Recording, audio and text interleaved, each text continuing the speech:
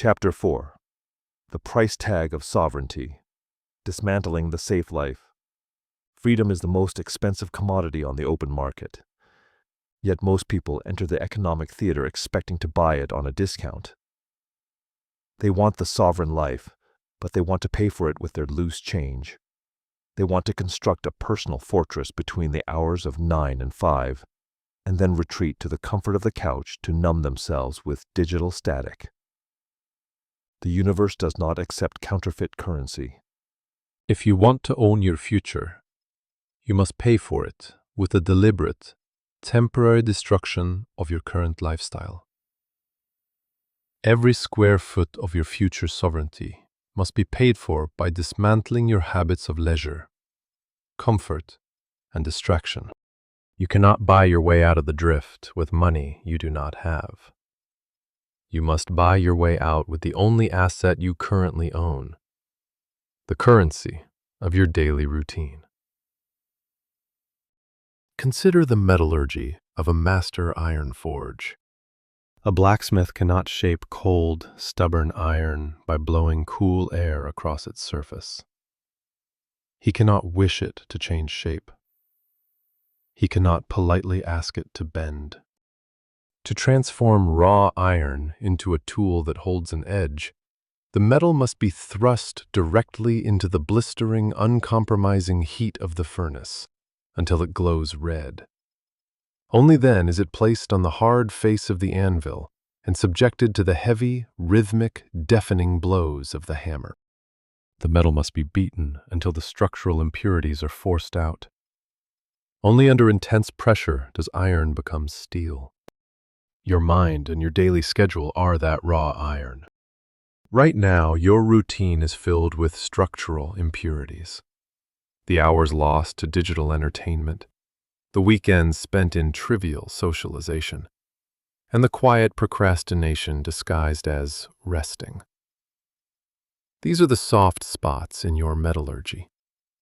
Under the pressure of an automated shifting economy, these soft spots will cause you to break.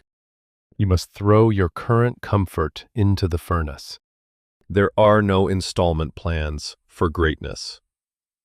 The marketplace demands your sweat, your absolute focus, and your isolated hours of deep work before it releases a single dollar of real wealth. You must audit your lifestyle and ask the hard question, what am I willing to sacrifice? We are told to seek balance in all things. But in the building phase of any great endeavor, balance is a lie. When a rocket is sitting on the Launchpad, it does not use a balanced approach to fuel consumption. It does not conserve energy. It burns an immense, concentrated, asymmetrical volume of raw force, simply to break the crushing pull of gravity. Once a rocket is in orbit, it can glide. But on the Launchpad, symmetry is failure. To break the inertia of the drift, you must welcome a period of temporary asymmetry. You must say no to good things so you can say yes to your blueprint. You must accept that for a season, your social life will be quiet, your leisure will be sparse, and your focus will look like obsession to those who are still asleep in the current. We are all subject to an uncompromising natural law. You cannot escape pain. You can only choose which form it takes.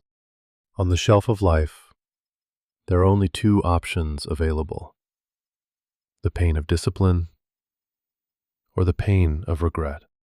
The pain of discipline weighs ounces. It is the temporary discomfort of waking up at 5 in the morning, turning off the screen, and facing the friction of deep work when your mind is screaming to rest. It is sharp, but it is healthy. It builds character, sharpens utility, and eventually fades, leaving you with a permanent asset. The pain of regret weighs tons. It is the permanent, heavy realization, 10, 20, or 30 years from now, that you surrendered your sovereignty because you were too tired to fight for it.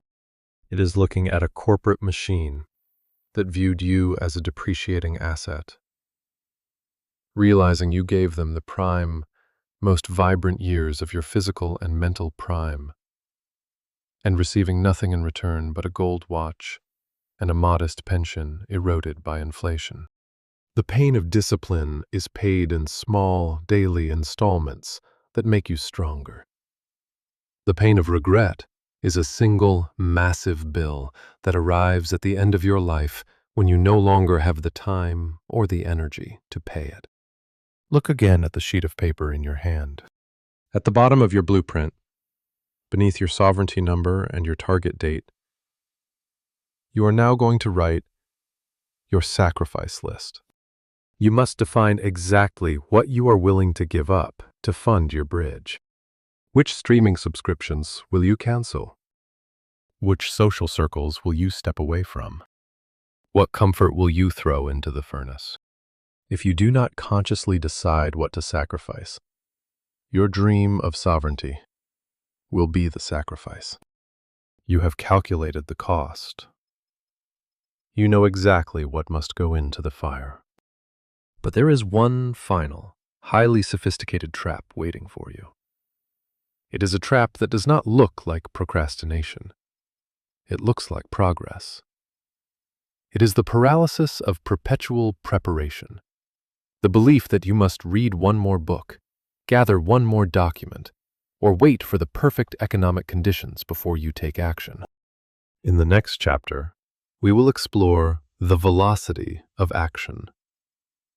We will examine why a flawed plan executed with savage momentum will always defeat a perfect plan that never leaves the drawing board.